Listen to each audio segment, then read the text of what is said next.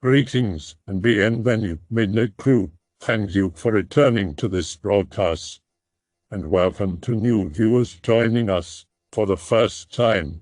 If you like a video, then feel free to subscribe. Back in high school, I was a delinquent shit. I'd skip out on classes to drink or smoke pot, and I could never go through an entire school day without ducking out at some point for a cigarette. I almost ruined my life, threw away my future, trying to be some stereotypical badass. But that's not the story I'm here to tell. I went to high school in a small town, and adjacent to the school was a large graveyard the community had been using since before the Civil War.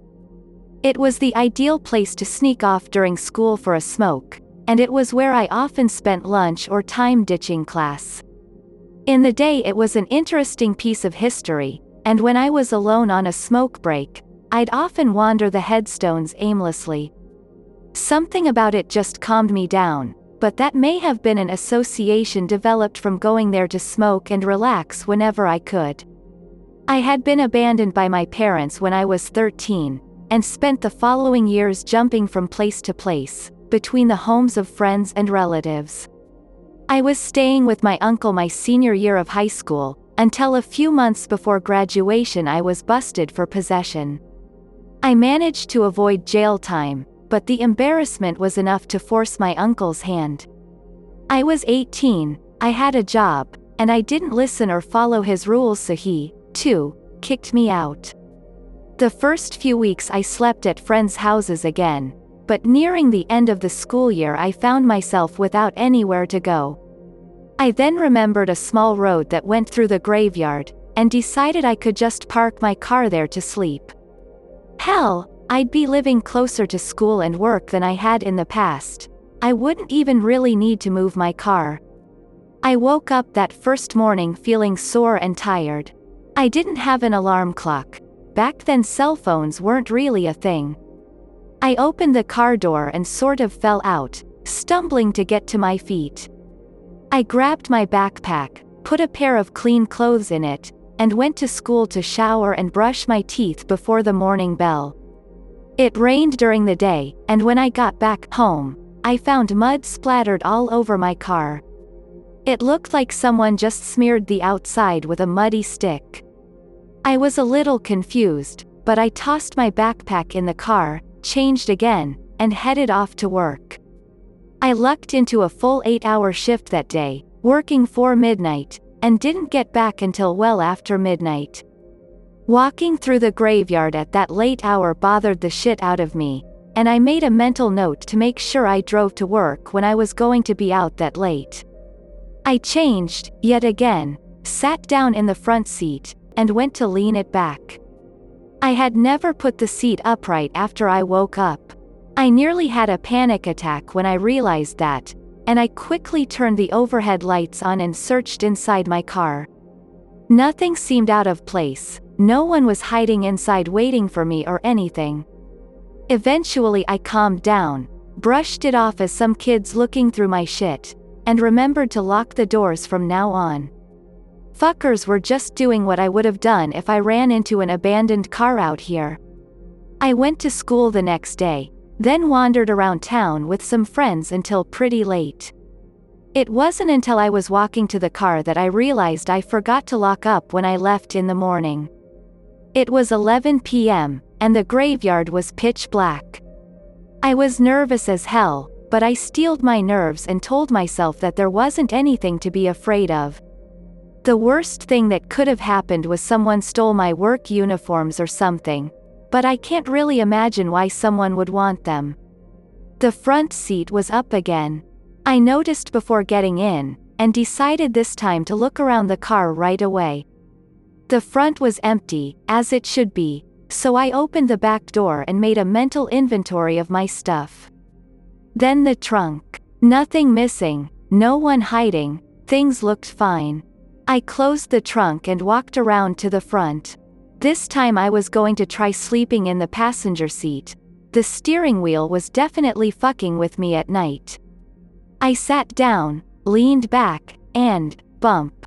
My heart stopped as the seat hit something behind me. I had just looked back there. There wasn't anything in a position to stop the seat. I gulped, and slowly started to turn my head. I stopped as soon as I reached the rear driver's side door, and noticed I left it open. Someone, or something, snuck in while I was walking around the damned car. Before I could turn my head any further, I noticed a large shape bolt out the open door and disappear. I locked the doors, rechecked things from the inside, checked the locks, and tried to get to sleep. This was the last time I was sleeping out here. The thing was probably just an animal, but trying to live in a graveyard was taking a toll on my sanity. The next morning I woke up determined to move my car to the street before going to school.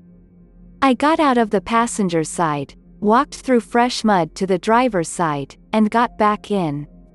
I turned the car on, and tried to go, spinning my tires uselessly in the mud. I cursed, swung it into neutral, and walked around back to try and push myself free. The light was just coming up over the trees that surrounded the cemetery. I pushed some more, found a rock to use as a brace and pushed again. The car would move a few feet, then snag like it was stuck on something. No matter how much I rocked it back and forth, I could never get it past this one point before it locked up. Probably just a rock or something under the car, I figured, so I knelt down in the mud to take a look. The rock was slightly smaller than a human and was mostly buried in the mud. One long limb reached up and wrapped brownish-black fingers around part of my exhaust, gripping with absurd determination. It turned its head to the side, and I could see one bloodshot eye blinking off mud. I shot up and practically flew on top of the car. Whatever that fucking thing was, I wanted to be as far away from it as possible as quickly as possible. I crawled to the front of the car and tried to lower myself into the driver's seat through the open door. As soon as my ass hit the seat, I felt something grab onto my ankle. I twisted and simultaneously began stomping at whatever it was with my other foot while slamming the door on the thing's arm. It didn't scream, it didn't relent, it didn't even loosen its grip. It just applied steady pressure, tugging my leg out the door. I started losing my shit, and in a panic, I swung the car into drive and hit the gas as hard as I could. It didn't let go of my leg, but the car shot forward with me anchored to the creature in the mud. I was flung from the open door and hit the ground, hard. I don't know if I lost consciousness or not, but once I came out of my daze, I noticed a lack of pressure on my ankle. I stood up as quickly as I could and made my way to the car, now stopped against a large headstone. I didn't bother to look behind me. I got in, closed the door, and got out of there as quickly as possible. I sat in my car for what felt like an eternity. I hadn't noticed it the night before, but the back seat was smeared with mud. There were marks, like those I found the first afternoon, smeared on inside of the doors and the back of the front seats. I chain smoked through my usually daily ration of cigarettes, stumbled into school, and went to class wearing muddy clothing and smelling like the grave. My appearance obviously shocked my classmates and teachers, and after school while I was sitting in the street in my car I guess a few of them were meeting to discuss my situation. Ms. Bryn, a history teacher, was sent out to talk to me when they noticed me just sitting in front of the school. I told her I had been sleeping in the graveyard, and didn't have anywhere else to go anymore. I left out the freaky stuff. She wouldn't have believed me anyway. She was shocked that I had been trying to live out there. Apparently, she didn't think it was safe for a teenage girl. I didn't think it was, either, but for very different reasons. She let me stay in a little loft above her garage. It wasn't heated, but it was getting warm enough to not matter. I paid her a bit of money from my job, and stayed there until I left for college. I never told her what happened to me, out in the graveyard, and I never apologized for bringing it to her home. See, the morning after I first stayed at her home, I found my trunk open. The inside was caked with dried mud. I never saw more of it, though I always kept an eye out. A few months after I moved out, she was found in her basement, dead. It seems like she fell down the stairs, slipped on some mud tracked up from where bare dirt made up the floor of the basement. Pictures of her death were posted in the paper, face down at the bottom of the stairs, mud tracked halfway up the steps. But if she was tracking mud back up the steps, she would have fallen face up, right? If she fell backwards while climbing up, she would have been face up. I hope that you enjoyed tonight's broadcast.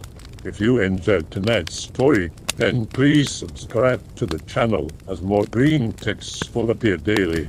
A new broadcast will appear when the clock strikes midnight Central Time.